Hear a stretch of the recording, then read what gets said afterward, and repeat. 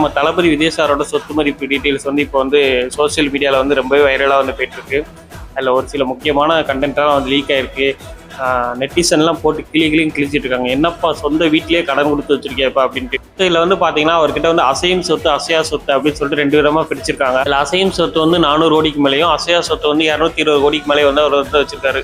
அதே மாதிரி அவரோட கட்சியில் வந்து சில மாவட்ட செயலாளர்கள் எம்எல்ஏக்கெல்லாம் வந்து கொஞ்சம் கடன் கொடுத்து வச்சிருக்காரு. அதே மாதிரி சில வணிக நிறுவனங்களுக்கும் வந்து அவர் வந்து கடன் கொடுத்துருக்கிறத வந்து அதில் வந்து அட்டாச் பண்ணியிருக்காரு. அது மட்டும் இல்லாமல் இந்த இடம் தாங்க ரொம்ப பெரிய ஹைலைட்டு. கடன் கொடுத்துருக்கேன்னு சொன்னாலே சரி, வெளியாட்கள் கடன் கொடுத்தா ஓகே, சொந்த வீட்டில் இருக்க பசங்களுக்கும் பொண்டாட்டிகளுக்கும் அப்பா அம்மா கடன் கொடுத்தாலும் லிஸ்ட்டில் வந்து சேர்த்துருக்கேப்பா, இதெல்லாம் என்னப்பா நியாயம் அப்படிங்கிற மாதிரி தான் நெட்டிசன்களும் சமூக வலைதளங்களில் எதிர்கட்சிக்காரங்கள்லேருந்து எல்லாருமே போட்டு தாக்கிட்டு இருக்காங்க. அவ்வளோதானா இல்லை இன்னும் லிஸ்ட்டு போதா?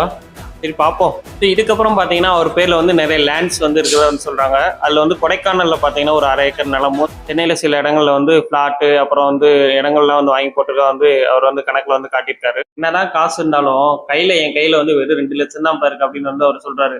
அதே மாதிரி 10 பேங்க்ல வந்து அக்கௌண்ட் வந்து ஓப்பன் பண்ணி வச்சிருக்காராம். ஸோ மக்களே, இது மட்டும் இல்லாமல் ஒரு 4-5 கார் வந்து வச்சிருக்காரு அப்படின்னு சொல்லிட்டு வந்து கணக்கில் காட்டியிருக்காரு. இங்கதான் ஒரு ஹைலைட் இருக்கு. ஒரு டிவிஎஸ் எக்ஸல் வேற வந்து வாங்கியிருக்காரு இப்போ போன வருஷம் 60,000க்கு. அதை வந்து எதுக்கு வாங்கினாருன்னே தெரியல. ஒருவேளை வீட்டுக்குள்ள வந்து ரவுண்ட் அடிப்பார ஓட்டிட்டு இருக்கலாம், யாருக்கு தெரியும். அவர் பிடிச்சிருக்கு வாங்கியிருக்காரு, நமக்கு இருக்கு இதெல்லாம். ஸோ மக்களே, இதுதான் இப்போதைக்கு நம்ம தளபதி விஜய் பத்தி வந்த ஒரு லேட்டஸ்ட் நியூஸ். எல்லாரும் வந்து மக்களுக்கு நல்லது செய்யறதுக்கு அரசியலுக்கு வரேன்னு சொல்றாங்க. ஆனா இவ்வளவு சொத்தை சேர்த்து வச்சுட்டு தான் வராங்க. ஆனா இங்க ஒரு மேட்ரு உங்களுக்கு தெரியுதா? ஏன் அவங்களை எல்லாரும் தற்கொலைன்னு திட்டுறாங்க? எப்ப அவருக்கு அரசியல் போனாலும் சரி, சினிமா போனாலும் சரி, பேக்கப்ல அவ்வளவு அமௌண்ட் வச்சிருக்காருயா.